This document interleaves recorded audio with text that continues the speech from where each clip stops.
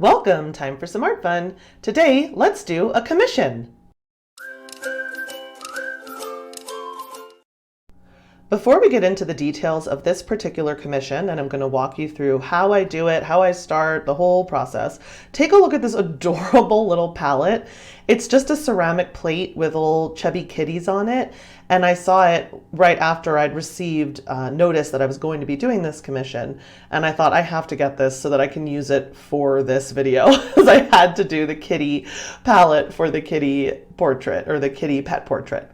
So this is how I'm starting. I basically sent the client and walked through with the client my questionnaires. I don't just say, send me a picture and I'll do something with it. I have a pretty detailed, lengthy questionnaire with a lot of questions. So we settled on the size, we settled on the materials, I got a bunch of reference pictures, and I also obviously narrowed down color scheme, and I asked for numerous reference pictures so that I can make my own sort of composition. And once I have all of the answers to my numerous questions, I start with a planning sketch. So this is my planning sketch for this particular piece.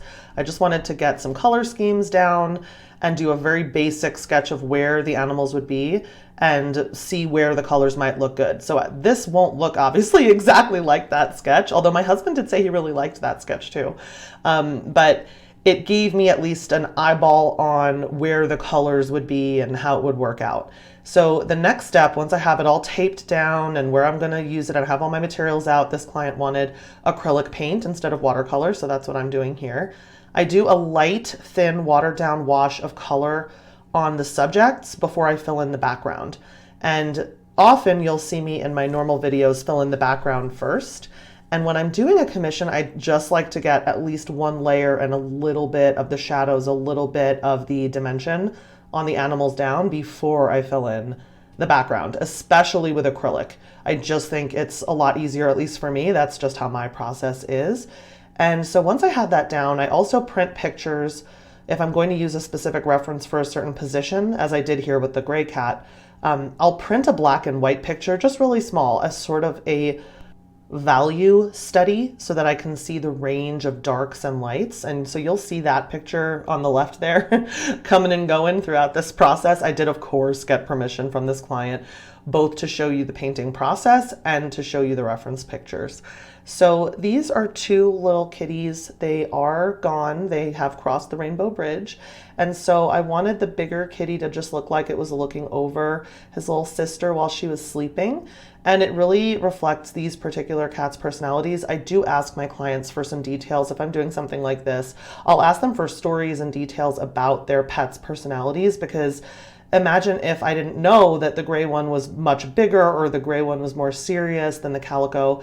I could have done this completely wrong, deciding on the composition and deciding what I wanted them to be doing. So once I have the thin layer down and I've put in some background, this was actually when I decided that the top left, I wanted it to be a lot lighter than the top right. And so some of this is off screen. I didn't have enough room on my camera to film this entire process. I mean, this was days of work. But I did come in and lighten that top left sort of third, I guess. It's more than a third, but the top left, which was a lighter periwinkle, it just dried a lot darker than I thought it would. So I lightened that up. And this piece, by the way, is 8 by 10, and it is a vertical, that's my dog shaking out. It's a vertical orientation, obviously, and it is on 300 GSM watercolor paper. Even though I'm using acrylics, I really like that texture. I still use it if I'm using acrylics most of the time. Obviously, I could get Bristol board or some kind of super smooth, a hot pressed paper or something, but I just love cold pressed. So this is where you're really seeing me focus on making sure I'm getting my darks in. I'm just making up my own color scheme because this is a black and white photo. I'm not trying to make it. This is not supposed to be photorealism. My feeling is, my art, if you're hiring me for a commission, you want my artist interpretation, not a photo, or you would have just gotten, professional photo work done, which is beautiful, but that's not what I do. I do painting and I do it in my own little fuzzy, cute animal style. So this one, because it was oriented laying down, I just flipped my orientation of my drawing board so that I could paint. This orientation helped me a little bit because the kitty's face is squished in sleep, but I still wanted it to be a really cute and kind of wanted the proportions of the kitty's face to make sense. And this one was a lot more of a struggle, probably because it is calico, and so it had a lot more specific details. The gray cat, even though there are obviously a million colors in a solid colored animal, like my dog is mostly a black, but it looks like there's some red fur, there's almost some purple fur, there's a lot of pink skin poking through that makes things look gray. So there's never just one color. But on a calico, there are patterns and they're very detailed, and there's a lot of fur that you're wanting to show the fuzziness. And so this one definitely took a lot longer, and I had to really mess with the face a bunch, and I changed it a bunch before it was final. But the funny thing is, when I'm doing a commission versus when I'm working for just myself in my sketchbook doing whatever I want, I don't have to stick with a reference photo. I start with a reference photo in my normal painting process, but by the end, the animal usually looks fairly different from the reference photo. I just start with a reference photo for the sketch, and then I really don't look at the photo again unless I really need, again, sort of a shadows and light value reference.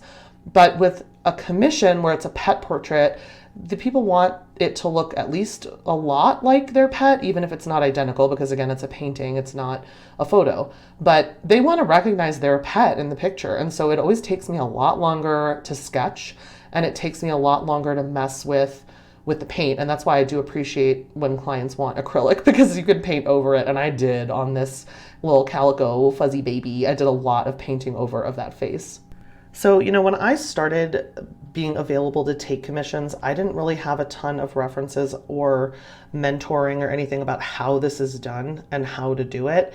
And I know that Lee Ellickson started her career on Etsy doing pet portraits, and she used to show a lot more of that, but there wasn't really, as far as I could find, a discussion of how to do it or how it works. And I wanted to at least share that with you so you would know, if you're interested in offering something like this, how I do it.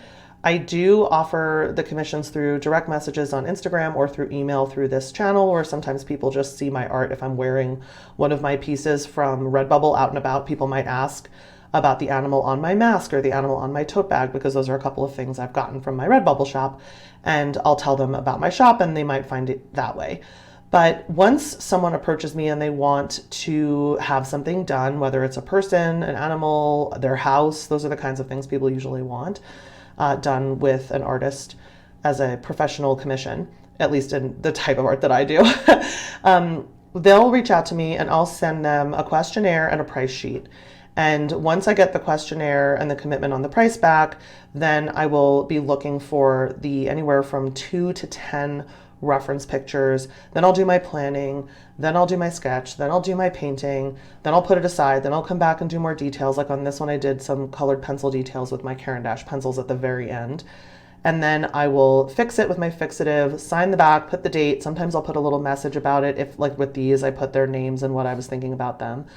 And part of the questionnaire is whether or not a client wants me to do the framing, me to do it matted, or no frame, no matte. And depending on, pardon my hair, depending on what they want, then that's how it gets either sent out to them or hand delivered if they're local.